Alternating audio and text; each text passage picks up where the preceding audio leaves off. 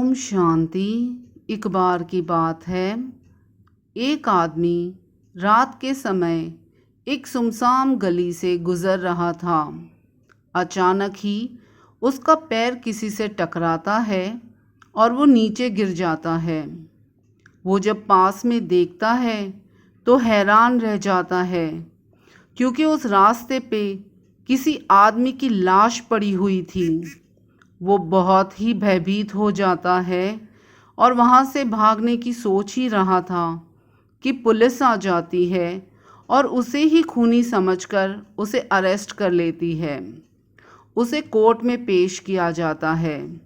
वो आदमी रोकर चिल्लाकर बार बार ये कहता है कि वो निर्दोष है और उसे छोड़ दिया जाए, मगर सारे ही सबूत उसके खिलाफ थे, तो कोई भी उसकी बात को मानता नहीं है।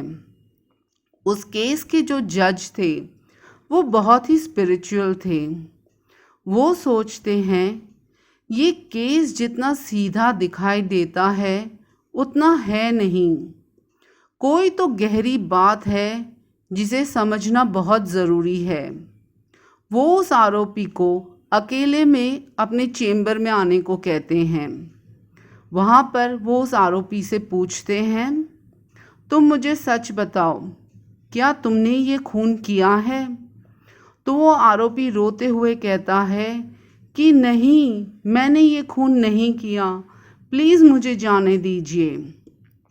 तो वो जज उस आरोपी से वापस पूछते हैं, ठीक है, तो तुम मुझे ये बताओ, क्या तुमने अपनी ज़िंदगी में कभी भी कोई भी गलत काम किया है?